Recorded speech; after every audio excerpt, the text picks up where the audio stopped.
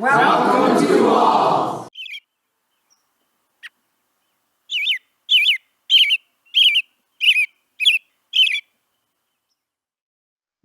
I guess we'll get started. My name is Ron Young. I'm with the Association of Lifelong Learners, and we're delighted to have you folks join us today for a birding program. Our presenters today will be Karen Tetzlaff and Judy Kalmanek, both with the Thunder Bay Audubon Society. I know Judy is also with the Alpena Wildlife Sanctuary, and Betsy Hale was involved in some of the photography.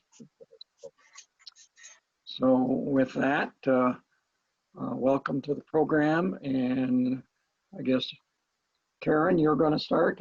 Yes, I am. Okay. Things started here. Okay. Good. You should be seeing a screen that says Birds of Duckin Island Park. Is that correct? Yes. Yes. Okay, good. As Ron said, I'm with Thunder Bay Audubon Society. I am the current president of that society, and although I'm president, I am by no means an expert master birder. I love birds. I love to go out and hunt for them, watch them out my window, but as far as identifying some of those warblers that I don't see very often, or even a lot of the water birds, I need help with all that. So please don't think that just because we're members of the Audubon Society, we're master birders. We're just people that love birds, have fun together, or alone, as in the case may be recently. But we have a good time. So if you are interested in joining us, we're always interested in people joining our group. Okay, since this is going to be about the the birds of Duckin Island Park, I'm going to start you off right here at the corner of Long Rapids Road and US 23 North, and you will see the sign saying City of Alpena Duck Park. It is listed in the Sunrise Coast Birding Trail map. And you can see a picture of this is the birding trail map right here. And there are also other birding trails in Michigan.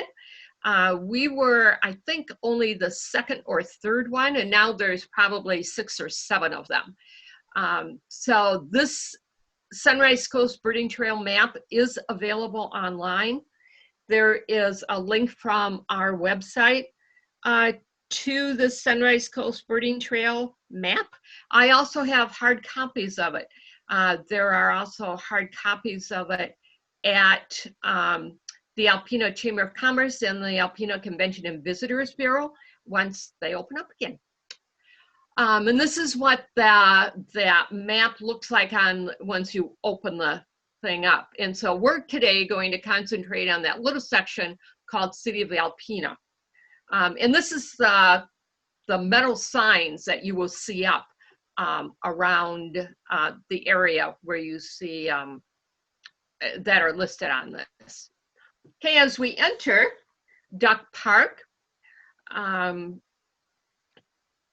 course, you'll see the covered bridge and the parking lot. And this is, supposedly we're parked back here down on the bottom of your screen in a car, and we're going to get out now. We're going to walk down this path, and we're going to not go over the bridge right away. We're going to go to the left and go down that path, and you will see a butterfly garden here that's maintained by the Alpena Garden Club. And this is a pop out of those flowers. This was taken in the fall. Right now it doesn't look near as pretty, although there are some spring flowers down there. But any time of year, watch that garden. I'm sure you'll be seeing hummingbirds there, and and lots and lots of butterflies. Continuing down that path, don't forget to take a look at this wonderful sculpture called The Departure of the Great Blue Herons.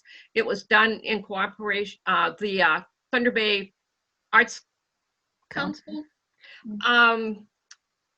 was behind this, and it's just a wonderful, wonderful sculpture. I smile every time I go by it. So especially if you're not from Alpena, I wanted to make sure that you knew this sculpture was there, because it is a little bit south of where we were looking at the butterfly garden. So I didn't want you to miss it. Okay, and now we'll go back down by the butterfly garden. And there is a map of Island Park. And then there is that wonderful wooden bridge crossing the Thunder Bay River to Island Park. And that's where we'll be starting on our journey. Judy has, I know, a couple of pictures of just before we cross that bridge yet. So Judy, I think it's okay for you to take it away. Okay, Karen, thank you. There we go. Yep, it's up, Judy. We can see it. Okay, good. All right. So the Alpena Wildlife Sanctuary is a unique place. It's one of a kind, and it sits within the city of Alpena. It's kind of a rare jewel. The marsh itself, which surrounds it, is about 450 acres. The habitat supports hundreds of birds and animals, not just birds, but a lot of wild animals. We have fox, coyote, mink, beaver, otters.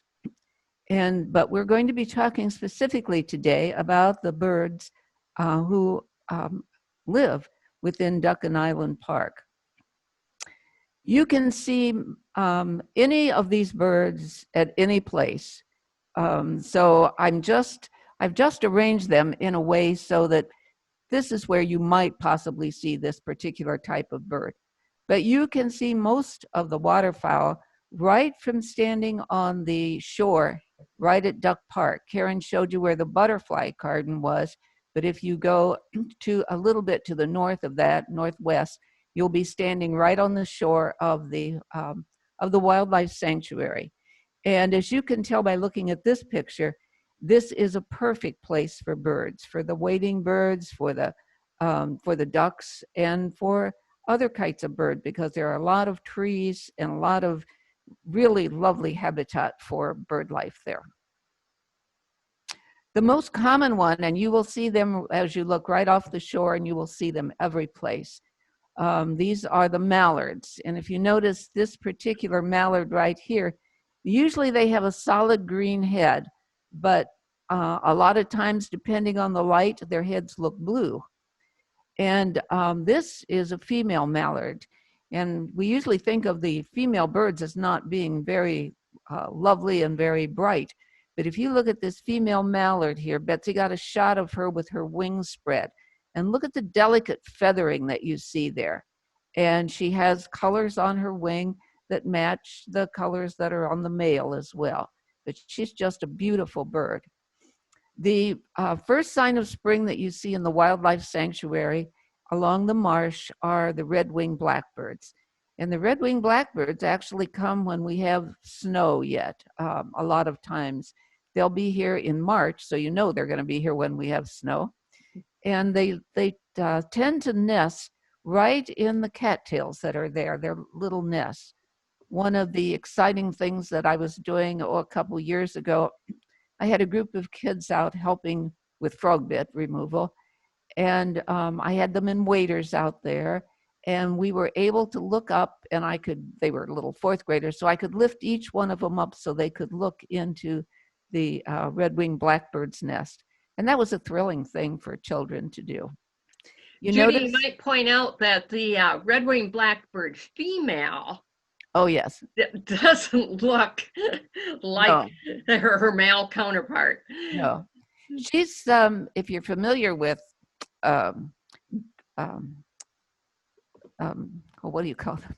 Shoot, I can't remember. But she's very dark colored, and has kind of stripes all over her. But she definitely does not look like this. No. The red-winged blackbird, you can see right here on its wings. You'll see some red and some white. We occasionally, last year we had a tricolored, and I haven't seen it this year, but they're kind of rare hairs. So they have 3 colors on them. You'll always see gulls at Duck Park, and you'll see them flying overhead. And the most common gulls that we have are the 2 that you see here. This one right here is a herring gull. It's a little bit bigger than this one, which is a ring-billed gull. And the way you can tell it's a ring-billed is you look at the end of its bill, and it has a little black ring around it. And the two gulls are, you know, you'll just see hundreds of them at any given time over there. The birds have interesting mating rituals. A lot of, here is a picture of a male who has caught a wonderful bug, and he's trying to get the female to take it, to accept it from him. And here you see him wondering, well, is she going to eat it, or is she going to drop it? Is she going to really agree to have this partnership that we want to form, to have some more new little gulls? And you will see other birds that do this. The house finches are very good at the male at feeding the female to get her to agree to participate with him. Along the shore, as the birds are nesting, you will see a single goose usually, or you'll see a goose off by itself.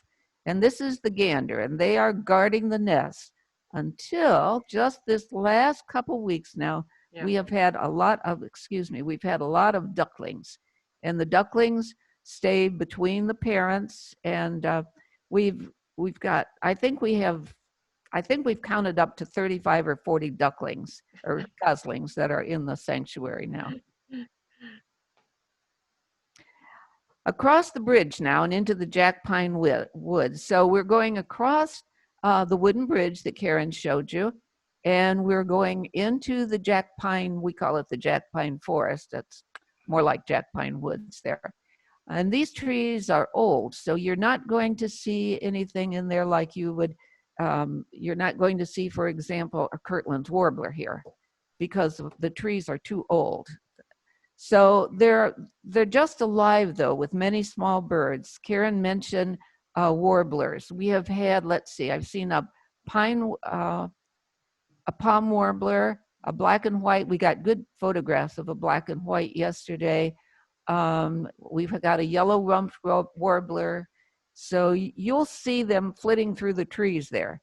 The real tricky part with warblers is they are moving constantly. And so to get a photograph of one of them is just a real treat. This one happened. The warblers are mostly insect eaters. That's what they're doing. So that's why they move so much, because they're trying to chase after these insects. So you won't see the black and white warbler, for example, on the ground like a robin trying to pick out a worm out of the ground. No, you will. Yeah. Right. You will only see the warblers in the trees moving very quickly. Your best chance of seeing them is if that's how we got a photograph of one yesterday. It was actually on the trunk of the tree, but it was a busy little soul just going around and around that tree. This happens to be a chickadee, which I'm sure most of you are familiar with, and a goldfinch. And there are lots and lots of them in those trees up there too. We have several kinds of sparrows. In fact, we have probably 4 or 5 different kinds of sparrows. This one happens to be a little tree sparrow. And you see right there, there's a little black spot you can see right on its chest there. And it has a brown eye patch. And over here, this is a little song sparrow, which also has a little black spot on its chest. But you can see that they're colored just a little bit differently. This is a cedar waxwing.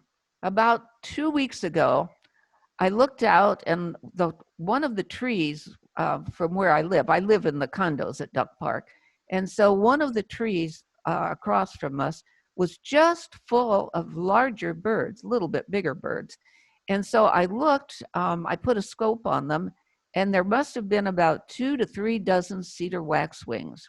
And what they would do is they would swoop out of the tree, and we were having an eruption of some type of insect at that point, and they would swoop out of the trees, grab an insect, go back in the trees. And they did this for several hours, longer than I cared to watch them anyway. And then shortly thereafter, we saw a large flock out at 4 Mile Dam, up in those cedar trees where you go down, where you can see the water down there. And they too were moving. In fact, this picture was taken probably at 4 Mile Dam. But the waxwings have kind of moved on a little bit now. I haven't seen too many of them, but don't despair because you will see them. We had been watching lots of sandhill cranes and I thought they were all gone. And yesterday when we were out birding, coming back on 32, sure enough, I saw 2 of them in a field. Yeah, yeah. Yeah. So now here are a couple of the warblers. These are the kind that you can actually see and identify if you're not at all familiar with warblers.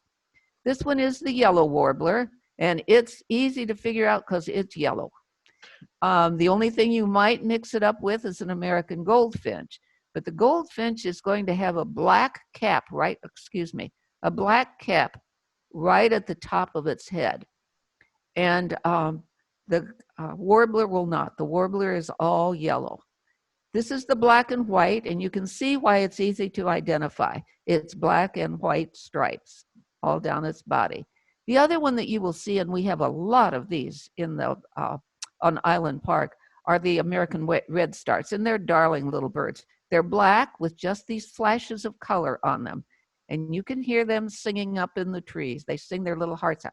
That's the thing about warblers that's so phenomenal. Besides being great on helping get rid of insects, they are just tremendous singers.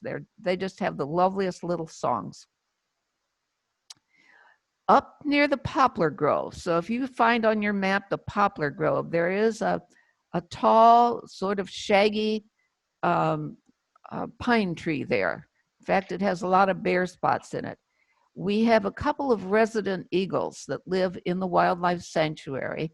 They breed here, and so at later in the summer, after their young have fledged, you'll be able to see 1 or 2 juvenile eagles for sure. Betsy took this picture in the winter time, this particular one right here, where it's sitting in the top of a tree. And this one, she was standing out in our driveway, actually, and it kept flying over. So she managed to get it in focus and get a picture of it. You can see its wingspan, its white tail, its white head, and the white tail and head are the absolute identifying marks of the bald eagle. And we're seeing more and more of them in our area. Yes, many more. 20 years ago, it was really, really rare to see an eagle. Right, it was. It truly was. This is are 2 different kinds of swans. The mute swans are an invasive species. They were brought over here from England, and somebody in their inimitable wisdom planted them at Duck Park. So now we have not as many as we used to have. This, you'll see they have an orange bill, and the back of their face has got white on it. The trumpeter, which usually has its head up straight, but these 2 are having a little confrontation at the moment. They usually have their necks straight up, and you'll notice their bills are black and very pointed. We got good shots of about a half a dozen of them yesterday out near 4 Mile Dam. So these are the 2 kind of swans that you are going to see here. And the trumpeters don't usually stay. There's always a pair or 2 that try to nest here, but the mutes usually outcompete them for the habitat and the space there. This is a pied-billed grebe, and the grebe has this is from last summer, a half-grown chick with her, a duckling, and you can see that she's called pied-billed because look at her bill. She's got that black mark on it. And you can see the pied-billed grebes in the wintertime as long as there is open water. Behind the condos at Fletcher Creek, because of the strong current, we always have open water there. Even this winter when the Great Lakes froze over, we still had water flowing through there. So we have the pied-billed grebes out there nearly all the time. These are some of my favorite ducks, the wood ducks. They are among our most colorful ducks, and they are absolutely beautiful. They are quite a bit smaller than the mallards, and when you see them, when they swim, you know how when people kind of scoot forward, they move their faces and their heads back and forth like that? Well, these ducks, you'll see that that movement where their heads go forward and then their bodies come with them as they're moving across the water. The male, of course, is beautifully colored, but the female is, I think, just gorgeous. She has that beautiful white eye ring patch around her eye and the lovely muted fleckers down here. And then along the back here, she's got some blue. And this is one of the chicks. Their little ducklings are so tiny. They're not more than, they're not even quite 3 inches when they're first born. And as soon as they hatch, they fall down to the ground or in the water, and they're in the water from then on. They don't return to the nest once they're born and they come down. And the mother is pretty solicitous about them. However, they are really in danger, the young of all the species, because we have so many really large snapping turtles in the wildlife sanctuary. It's a perfect breeding place for the snappers, unfortunately. Now, when we get into the oak dunes, that's along the backside toward the northwest side of the island. You might look for varieties of woodpeckers. This is a flicker, and it's not black and white like the other woodpeckers. It's more brown, but it does have that red mark on the back of its head, and you notice its long bill up here for pecking. You'll often see them on the ground because they eat insects and worms out of the ground, much like robins do. And if you just catch a glimpse of one and it flies away quickly, it flicks, and then you'll see its white rump, and that's very telling of what that is, that it's a flicker. And then these are our two smallest woodpeckers here. These are downy woodpeckers. You see the male with its red spot on its head over here, and the female over here. They're very akin to the hairy woodpeckers. The hairy woodpeckers, if you don't see the two of them together, you'll have a hard time identifying them if you're not familiar with them. But the hairy woodpeckers are significantly larger than the downies. The downies are quite small. They're about 6 inches, and the hairies are much larger than that. The one easy identification mark is you see these little sharp bills that the downies have. Well, the hairies are going to have a bill that's about this much longer than the downies do, and they're very active birds, very active birds. Now we move down along Blackbird Marsh and then around towards Birding Point. We have a lot of mergansers that are in the water now, but they will be moving on, and there won't be quite as many of them. This is a common merganser. It's a large duck, larger than the mallards, and you can identify it pretty easy. It has a black head, black back, and white, almost totally white. It's a black and white bird for sure. This is the female, and again, its colors are more muted. It has kind of a reddish neck to it. And they're just really lovely birds. And you can tell them from the mallards if you're far away, because these birds are divers. In other words, they dive down under the water to get their food. And the mallards are dippers, so they tip their necks down and put their rumps up in the air when they're feeding. And there are quite a few of them that do this. This is a hooded merganser. This is the smallest of the mergansers that we have over there. And they're really quick little things too. The female is colored very much like the common merganser is. But you'll see them together. Usually you'll see them in a pair of them together. And then these are buffleheads and goldeneye, and they're very common out here. We have seen as many as, maybe 40 or 50 buffleheads about 2 weeks ago when they first started coming in. And the males have white heads, or they have the white all over the back of their heads, and their heads are kind of larger. They kind of buffle out. And then this is the female. You can see her with a little white patch on her cheek there. This is a goldeneye. Now they do have golden colored eyes, but from a distance you really can't see their eyes. But what you can see is that white circle patch right on their cheeks there. And the golden eyes are very common. They're here year round. We have seen as many as on the winter bird count, the Christmas count, we've gotten flocks as many as couple dozen of them in the wintertime, particularly out by 4 Mile Dam. 4 Mile Dam is a really good place to go. You go out and there's a place where you turn down and go where you can go right along the water. And you enter through a kind of a little pathway of cedar trees there. And there are all kinds of lovely birds in those cedar trees there.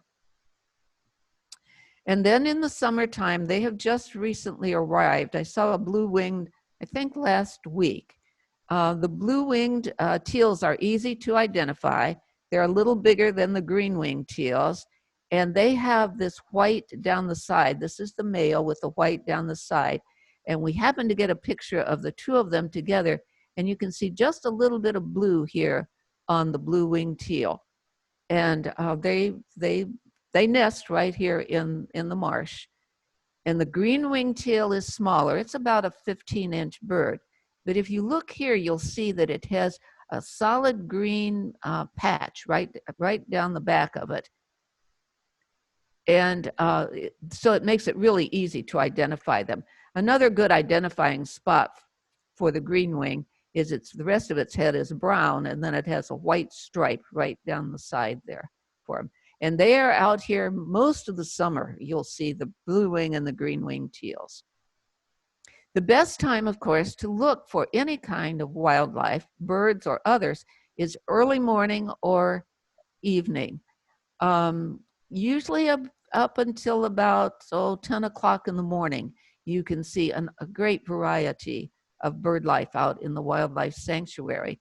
And then in the evening, and then birds take a siesta. You won't see too many birds around from about 11:30 until about maybe 2 in the afternoon, but they're taking a little siesta, they're resting. These are two of the showiest birds that we have here. This is a great egret, and you'll notice its black legs and its yellow bill. And you won't miss it from a great blue heron, but this is the great blue heron. You can't see its legs too well, but its legs are more yellowish, and it has a black streak on its head. And sometimes you can see a great blue heron in what's called the white morph stage. And so you can see this bird in its white phase, but it's not going to have black legs. This is a common identifier for the great egret. And the yellow legs is more common here, even in its white phase, it will have that. And then these are cormorants. We have a lot of cormorants up until maybe, I don't know how long you've had them up here, but even downstate, we did not have cormorants until about maybe 20, 25 years ago. They came from the south, and they're strange looking birds. They're beautiful flyers and soarers. And when this bird is in the water, all you're going to see is just about this much of its head and its neck. They're sunk down in the water, and they too are divers. They will dive down, and they can stay down for quite a bit of time. And when you see them next, they'll be coming up someplace else. But the weird thing about these is when they go to dry their wings, this one is just starting to dry their wings, but you'll see them grouped out on logs over at Lake Besser, which is across 23. You will see them on those logs over there and out in the wildlife sanctuary. And they will have those wings spread out. And it's kind of a eerie sight, I think, to see them. And then we go into Wildflower Meadow. And in the meadow up there, we have quite a variety of wildflowers planted up there and a number of native plants. And it's kind of a rocky place with, we've got some little blue stem and some regular blue stem up there, great blue stem. And those are, that's a perfect place for the killdeer. Betsy happened to get a lot of pictures of this killdeer because when they feel that their nest is threatened, then they spread out their wings and they pretend they're crippled and they hustle around and they yell, killdeer, killdeer. But she got a lot of shots of this and ended up with this shot of it at its nest. And you can see its eggs down here. They make their groups. Then there's a couple more right back in here. They make their nest right on the ground in just very shallow little places that they dig out. And if you watch for them, you want to give them a wide berth because they do frighten rather easily. The other thing that you're going to see almost any place in the sanctuary, but perhaps on the ground up there or on the wires or in the trees, are the mourning doves. And you hear them, well, now at this time of the year, you hear them all day long, but usually you hear them in the morning, early morning, and in the evening, and they get their name. They are not mourning, M-O-R-N-I-N-G, but it's M-O-U-R-N because they sound so mournful. But they're lovely birds, just have beautiful coloring, very muted coloring, but very lovely.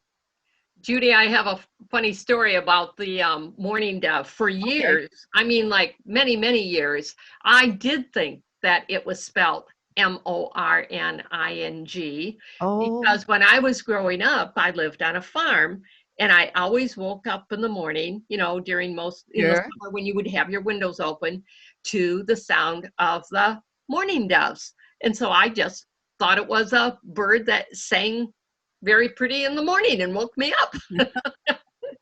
Well, that's a good story, but that's how they got their name. I know. Okay, now up on the up in the wildflower meadow, we have several nesting boxes up there, and they are used by the tree swallows. You will see the tree swallows in groups. Well, the other day I counted 53 and I lost track, so there might have been 75 or 80 of them. And they are swooping across above the water and with their mouths open, just gobbling down all the insects they can. And they flock up and down Fletcher Creek and all over the place. And even when they're sitting up, when they're in Wildflower Meadow, they'll be after them. They are wonderful birds for catching insects. That's their whole diet. We are always so delighted to see the tree swallows come back. And they've been here for quite a while. I think I saw the first ones maybe early April, I'm going to say, when I was out there, and I would see them behind the house for sure too. Okay, well, we've got a pamphlet rack at Duck Park. There's right up as you go into the park before you start going down to go across the bridge. There's a pamphlet rack up there. And we have 9 different pamphlets up there that tell you different things, more than you probably wanted to know. But one of the things that we revised, the Wildlife Sanctuary Board and the Audubon, was the birds of Island Park. And this lists some of the common birds and gives you some identifying marks for them. And then we also have the Alpena Wildlife Sanctuary brochure. The map that you are receiving after this presentation, if you don't have it already, is a little bit different because Betsy took the map that she had drawn and she listed on boxes on there all of the various birds that we talked about today.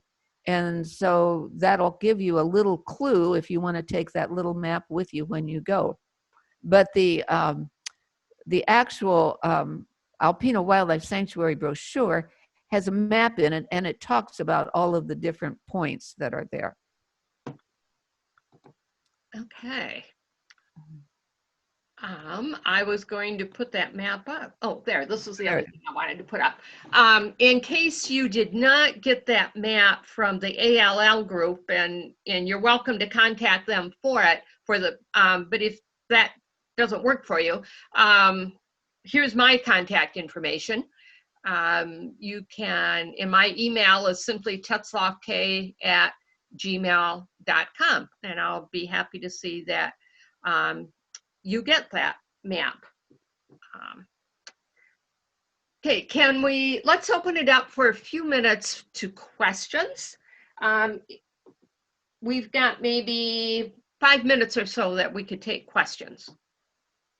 So, Ron, are you going to open up all of the mics, or should they just... I think if you have a question, just press the space bar on your computer and ask your question, and if we open them all, then we get a lot of background noise that people Okay, don't sure. intend to All right. broadcast.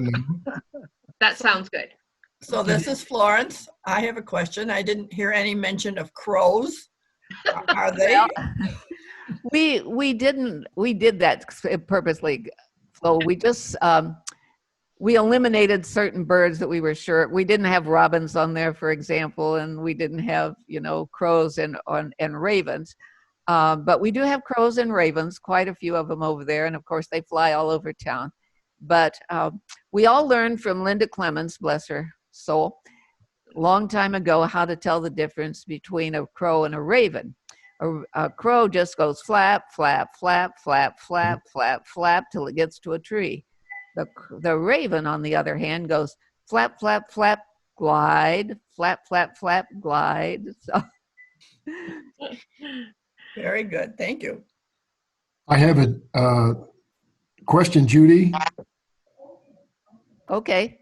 Yeah, Judy, this is Bill Hayes. Judy, Oh, hi, Bill. what do you know about the short-term migrating birds or ducks that come in just for a short term and go? Oh, yeah. In our sanctuary? Yeah, we do have a lot of them. And for example, you occasionally see a loon, but they're gone further north now. We don't really have loons that nest in the sanctuary. And it's the same way with the mergansers for the most part. You'll see some, but you're not going to see those big flocks that we see earlier in the spring. Same way with buffleheads. A lot of them will be just here for a short time, and you'll see lots and lots of them, and then they'll be gone. Any other questions? Yeah, are both types of swans here all the time? The trumpeters not. The mutes are here all the time. Okay. And they are an invasive species, and the DNR has taken steps to reduce their population over the last few years. They oil the eggs for the most part, and we would like to have the trumpeters reestablished. The trumpeters are native to this part of Michigan, okay. And they keep trying to nest here. Dolly Zeller tells me that she sees a pair usually, and she has a much better view of that back half of the sanctuary there. And she was pretty sure that one pair of trumpeters did breed here 2 years ago, and she did see a cygnet, which is a young swan. Thank you. Mm-hmm. Are there any owls over at Duck Park? Oh my, yes, there are. We have, there's not a lot of them that are over there. Every once in a while you will hear them, but not too often. They tend to be a little more remote.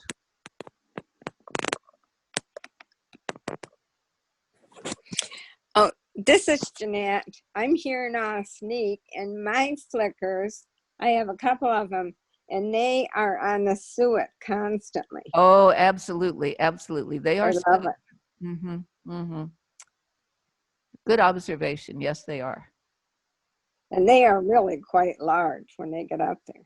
Oh, they are large birds. Yeah, they are quite large. They're larger than a hairy woodpecker. They're not as big as a pileated. We do have pileateds over on the island too. We got a picture of one yesterday or the day before. I have had the pileated here too. Mm-hmm. They're lovely birds. Okay, well, I think that about does we've come to the end of our program. Thank you, Judy, for putting together that great presentation. And I hope a lot of you will have a chance to take a walk around the island. The island birding is a great thing to do right now. We're not supposed to be real close to other folks. And so usually you can stay your distance from other people over there quite easily. And other places around Alpena, along that river, along the Bear Grounds, some of those spots there are also wonderful places to see some of those same animals, right? Or birds. Well, and the animals too, I guess. So. Yeah, Washington Park is another good spot for observation, and Yeah. all of those little parks that are around there are very good spots. Right. Oh, there's the map. Yes, that's the one that if you didn't already get, we can send you. Okay, thank you once again for joining us. Thank you. Happy birding, everyone. Yes. Thank you. It was excellent again. Thank you. This was wonderful. Thank you. Thank you. Thank you so much. It's been very good, very good. Yes, it was very interesting. Thank you. Winning a lot. Thank you. Thank you very much.